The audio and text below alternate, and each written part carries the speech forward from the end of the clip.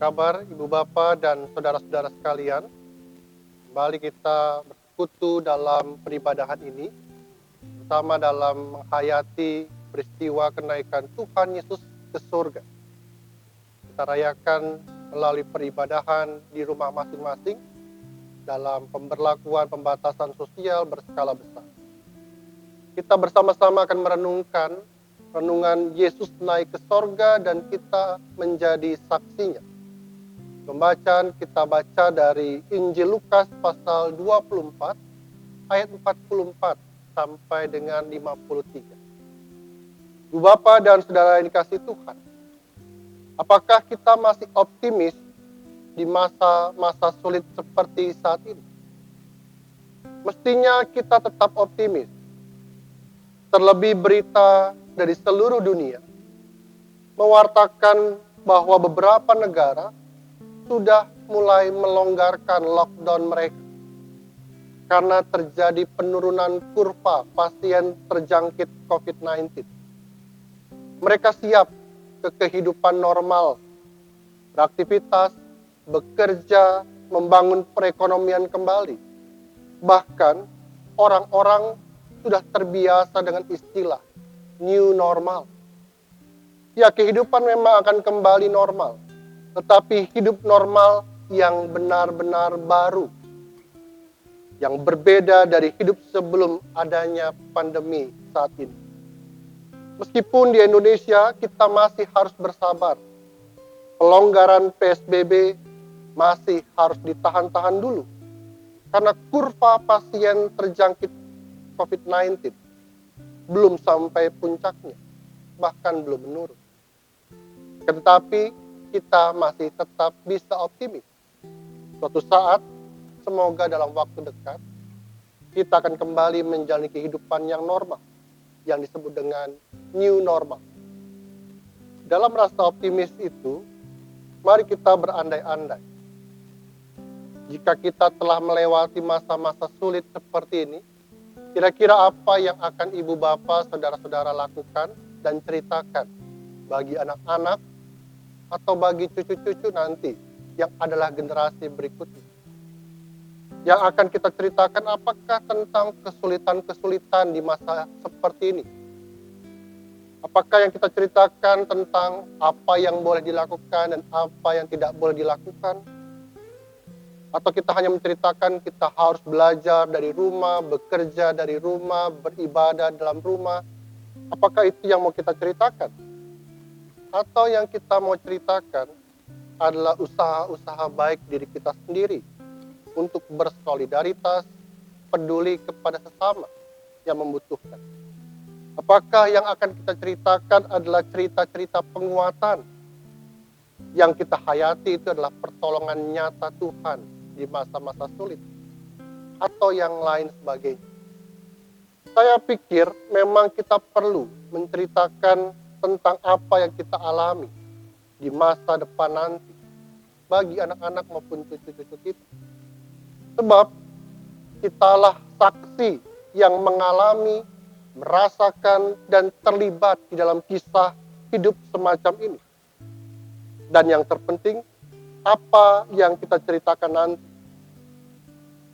Apakah itu menolong anak-anak, cucu, dan generasi berikutnya mampu menyikapi dan merespon dengan bijak apa yang akan mengancam di kehidupan mereka berikutnya. Terlebih sebagai orang-orang beriman, kita bisa menceritakan betapa Tuhan tidak pernah meninggalkan dan memberikan pertolongan kepada kita semua di masa-masa sulit seperti saat ini. Demikianlah kita saat ini menghayati peristiwa kenaikan Tuhan Yesus ke surga. Teks Alkitab yang kita baca dari Injil Lukas pasal 24 ayat 44 sampai 53 hendak menceritakan maksud yang saya sampaikan di awal tadi. Bahwa para murid adalah saksi hidup. Sama seperti ibu bapak dan saudara-saudara yang adalah saksi hidup ketika kita sedang menghadapi pandemi ini. Para murid adalah saksi dalam perjumpaan dan kebersamaannya dengan Tuhan Yesus. Sejak mereka dipanggil menjadi murid-murid, ketika mereka mendengar pengajaran-pengajarannya, bahkan dalam peristiwa kematian dan kebangkitan, dan penampakan sebelum ia naik ke surga. Para murid adalah saksi dari semua cerita tentang Tuhan Yesus selama di dunia ini.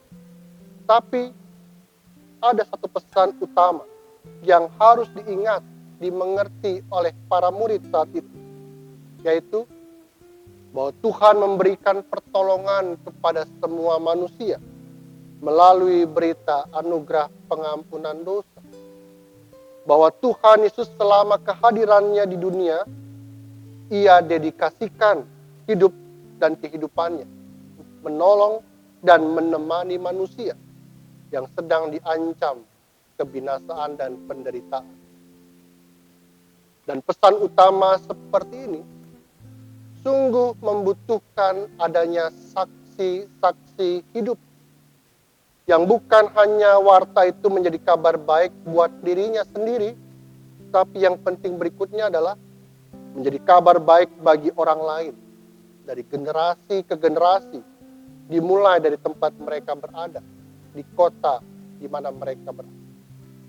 Ibu bapa dan saudara-saudara yang dikasihi oleh Tuhan, bagi saya ada satu bagian yang menyentuh saya dalam teks bacaan kita saat ini, yaitu di ayat ke-49b yang berbunyi demikian.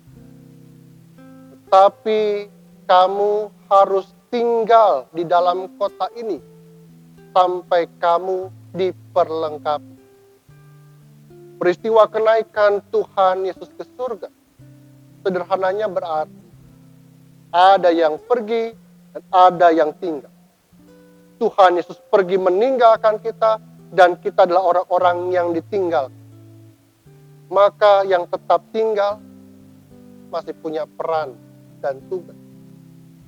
Karena itu Tuhan Yesus menghendaki agar para murid yang telah melihat kuasa kebangkitan Kristus, merekalah saksi-saksi yang pertama itu untuk tetap tinggal di kota itu, di dunia keseharian mereka.